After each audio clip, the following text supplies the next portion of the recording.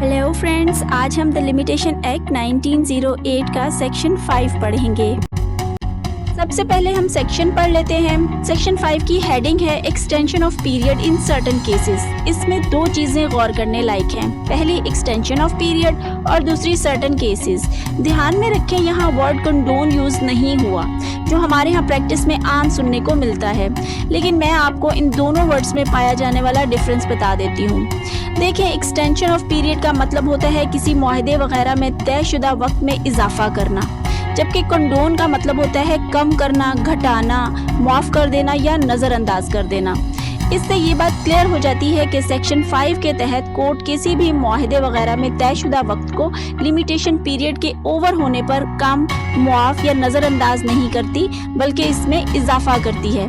I hope ये point clear हो गया होगा। अब सेक्शन की तरफ पढ़ते हैं जो कहता है एनी अपील और एप्लीकेशन फॉर अ रिवीजन और a review of judgement or for leave to appeal or any other application to which this section may be made applicable by or under any enactment for the time being in force may be admitted after the period of limitation prescribed therefore, when the appellant or applicant satisfies the court that he had sufficient cause for not preferring the appeal or making the application within such period. अब section 5 का scope और applicability देख लेते हैं। इसके लिए एक मर्तबा फिर सेक्शन के पहले हिस्से को देखते हैं जो कह रहा है any appeal, revision, review of judgement, leave to appeal या any other application to which this section में बी मेड एप्लीकेबल। इससे ये बात बिल्कुल वाज़ेह हो जाती है कि सेक्शन 5 सूट्स पर अप्लाई नहीं होता। सवाल ये पैदा होता है कि क्यों नहीं होता। इसकी वजह ये है क्योंकि सूट्स के लिए ऑलरेडी काफ़ी टाइम फर्स्ट शेड्यूल में तय किया जा चुका है जो सालों पर मुहित है। अगर सूट्स पर एक्सटेंशन मिलने लगे तो इंसाफ का मिलना बहुत मुश्किल हो जाएगा। इसलिए लॉ मेकर्स ने सूट्स को सेक्शन 5 के दायरा कार से बाहर कर दिया, लेकिन क्योंकि अपील्स, रिव्यू, रिवीजन और एप्लीकेशंस को फाइल करने के लिए अमूमन कम वक्त तय होता है, तो इसलिए इन्हें सेक्शन 5 के दायरे में इंक्लूड किया गया। अब ये देख लेते हैं कि सेक्शन 5 कहाँ अप्लाई नहीं होता। इसकी हम चंद मिसालें देखेंगे ताकि पॉइंट क्लियर हो सके। इसमें सबसे पहले आते हैं सूट्स, जिनके बारे में हम ऑलरेडी बात कर चुके हैं। दूसरे नंबर पर वो एप्लीकेशंस जो सेक्शन 5 में मेंशन्ड क्लासेस में फॉल नहीं करती। इसके अलावा सेक्शन 5 फैमिली लॉज पर भी अप्लाई नहीं होता। ये सेक्शन लैंड रेवेन्यू एक्ट के तहत टाइम बार्ड अपील्स पर भी अप्लाई नहीं होता। सेक्शन 5 की दीगर स्टैट्यूट्स पर एप्लीकेबिलिटी को भी देख लेते हैं। ये याद रखें कि सेक्शन 5 की प्रोविजंस ऑटोमेटिकली सभी इनेक्टमेंट्स पर अप्लाई नहीं होती जब तक इसके बारे में इन इनेक्टमेंट्स में स्पेसिफाई ना किया गया हो। जहां किसी स्पेशल या लोकल लॉ में लिमिटेशन एक्ट के फर्स्ट शेड्यूल में दिए गए लिमिटेशन पीरियड से डिफरेंट लिमिटेशन पीरियड दिया गया हो तो इस पर सेक्शन 5 की प्रोविजंस अप्लाई नहीं होंगी, क्योंकि लिमिटेशन एक्ट का ही सेक्शन 29 सब सेक्शन 2 कहता है कि लिमिटेशन एक्ट का सेक्शन 5 ऐसे किसी स्पेशल या लोकल लॉ पर अप्लाई नहीं होगा जिसमें शेड्यूल 1 से डिफरेंट लिमिटेशन पीरियड दिया गया होगा।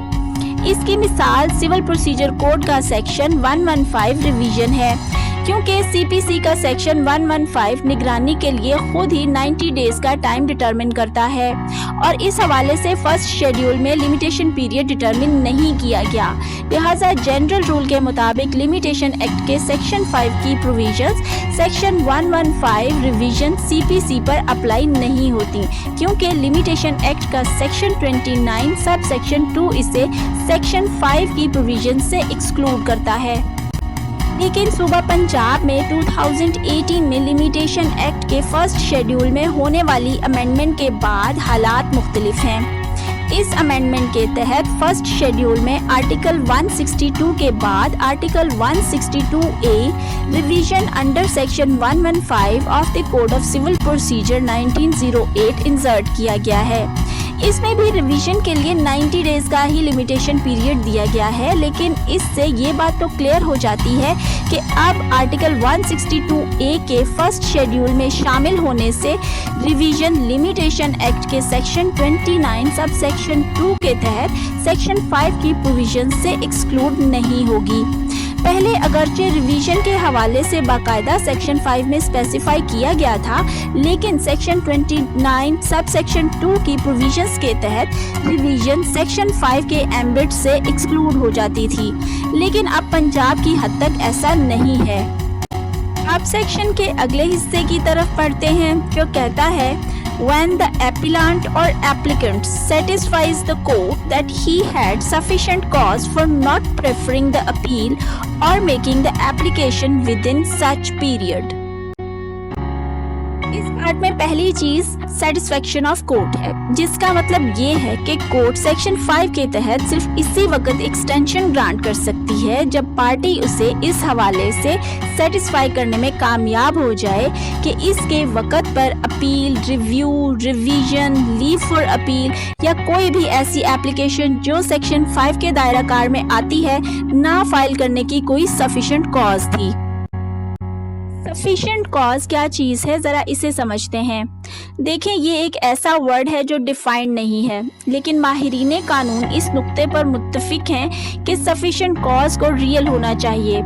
اگر دیکھا جائے تو سفیشینٹ کاز بڑا وائڈ اور کمپریہنسو قسم کا ایکسپریشن ہے، لیکن ہم اس کے مطلب کو سیکشن 5 کی حد تک سمجھیں گے۔ سیکشن 5 کی حد تک سفیشینٹ کاز سے مراد ایسے حالات ہیں جو کنسرن پارٹی کے قابو سے باہر ہوں، جنہیں کنٹرول کرنے کی ان میں سکت نہ ہو۔ اس میں کوئی بھی آنیسٹ، جسٹ، فیئر، ڈیو اور لافل کاز شامل ہو سکتی ہے، لیکن یہاں یہ بات بھی ذہن میں رکھیں کہ سفیشینٹ کاز کا مطلب صرف ایسے سرکمسٹانسز ہی نہیں جنہیں ایکسپریس کیا جا سکے، بلکہ اس کے لیے یہ بھی ضروری ہے کہ وہ کورٹ کو ریزنیبل لگیں۔ اب سفیشینٹ کاز کو ڈٹرمن کرنے کے کچھ موڈز دیکھ لیتے ہیں۔ کسی کاز کے سفیشینٹ کاز ہونے کے لیے پہلا ضروری پوائنٹ یہ ہے کہ وہ انسان کے کنٹرول سے باہر کی چیز ہو۔ دوسرا پوائنٹ یہ ہے کہ پارٹی کی ود ان ٹائم اپنی appeal, review, revision, leave to appeal یا سیکشن 5 کے دائرے میں آنے والی کوئی سی بھی اپلیکیشن کو فائل کرنے کے لیے مناسب کیئر اور کوشش نظر آئے۔ تیسرا موڈ پارٹی کی نیت نیک ہو۔ چوتھا اور آخری پوائنٹ پارٹی نیگلیجنٹ بالکل نہ ہو۔ اس کے علاوہ سیکشن 5 کی ایکسپلینیشن کہتی ہے کہ ایسا فیکٹ جس سے کوئی اپیلانٹ یا اپلیکنٹ ہائی کورٹ کے کسی آرڈر یا ججمنٹ میں پریسکرائب پیریڈ کو ایسرٹین کرنے یا اس کا مجموعی طور پر حساب لگانے کے حوالے سے مس لیڈ ہو تو یہ سیکشن 5 کی حد تک سفیشینٹ کاز مانی جائے گی۔ سفیشینٹ کاز کی کچھ اور مثالیں دیکھ لیتے ہیں، جن میں selection of wrong forum, illness of party or pleader, minority, imprisonment, natural events, mistake of an advocate شامل ہیں۔ اب انہیں ذرا ڈیٹیل میں دیکھتے ہیں کہ ان سے کیا مراد ہے۔ سب سے پہلا پوائنٹ ہے سلیکشن آف رانگ فورم۔ اگر اپیل فائل کرنے میں ڈیلے اس وجہ سے ہو جائے کہ اسے رانگ فورم پر لیکن ڈیو ڈیلیجنس اور ان گڈ فیتھ فائل کیا گیا ہو تو یہ سیکشن 5 کی اپلیکیشن کے لیے سفیشینٹ کاز ہوگی۔ دوسرا پوائنٹ ہے النس آف پارٹی اور پلیڈر، لیکن اس کے لیے بیماری کا سیریس نوعیت کا ہونا بہت ضروری ہے۔ اس کے علاوہ یہ ثابت کرنا بھی ضروری ہے کہ اپیلانٹ یا اپلیکنٹ اتنا شدید بیمار تھا کہ وہ ڈیلے کے پیریڈ میں اپنا کوئی بھی اور کام نہیں کر پایا۔ اس کے علاوہ پلیڈر کی بیماری سے اپلیکنٹ کی بے خبری بھی سفیشینٹ کاز میں آتا ہے۔ تیسرا پوائنٹ ہے مائنورٹی۔ اس سے مراد یہ ہے کہ اگر کوئی اپلیکنٹ مائنر ہو تو اس کے لیے لمیٹیشن پیریڈ اس وقت سٹارٹ ہوگا جب وہ میجر ہو جائے گا، لہٰذا مائنورٹی بھی ایک سفیشینٹ کاز ہے۔ چوتھا پوائنٹ ہے امپریزنمنٹ۔ اگر کوئی اپلیکنٹ کرمنل جیل میں ہو تو اسے بھی کورٹ سفیشینٹ کاز مانے گی۔ پانچواں پوائنٹ ہے نیچرل ایونٹس۔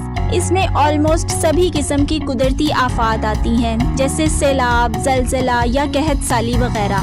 اگر ایپلیکنٹ کو کبھی اس قسم کے حالات کا سامنا ہو اور وہ وقت پر کورٹ نہ آ سکے تو ان نیچرل ایونٹس کو کورٹ سفیشینٹ کاز مانے گی۔ چھٹا اور آخری point mistaken advice of an advocate ہے۔ اس پوائنٹ کے مطابق اگر پلیڈر یا کونسل نے اپنے کام میں نیگلیجنس نہ کی ہو مگر کلائنٹ کو غلطی سے کوئی ایڈوائس دے دی ہو تو اسے بھی گڈ کاز مانا جائے گا۔ یہ بات یاد رکھیں کہ سفیشینٹ کاز ایک کوسچن آف فیکٹ ہے جو کیس ٹو کیس ویری ہوتا ہے۔